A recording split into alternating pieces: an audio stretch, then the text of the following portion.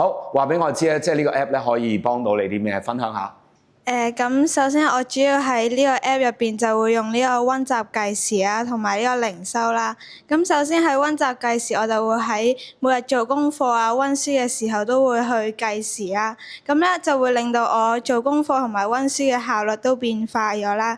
而喺靈修入邊咧，我又可以係更主動去同神去親近神啦，去認識神啦。因為平時都係會隔幾日啊，間唔中先會去靈修啦。或者過好耐先會啦，但係有咗呢個 app 咧，我會每日去定時咁去靈修啦，咁個頻率都會高咗啦。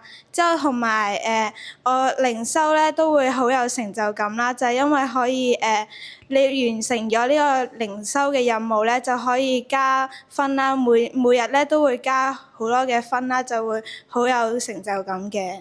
我覺得最幫到我嘅就係嗰個靈修嘅功能啦。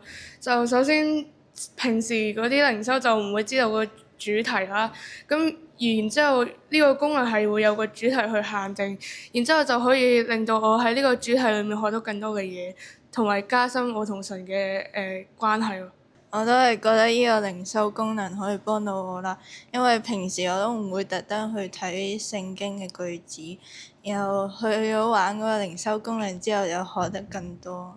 咁我用呢個 app 嘅時候咧，咁我就覺得番茄鐘25分鐘計時嗰度咧就最好啦，因為其實一路計時一路温書或者係休息聽下音樂咁樣，其實都好放鬆嘅，唔會話即係玩手機先至可以叫做放鬆嘅方法咁樣。咁我平時就多用靈修或者番茄鐘嗰個功能，同埋有一個60分鐘計時，咁佢就會根據個時間俾你一定嘅分數啦。咁我中意呢幾個原因就係我哋可以一路計時一路温習啦。咁喺温習悶嘅時候，又可以係睇下聖經與神親近咁樣啦。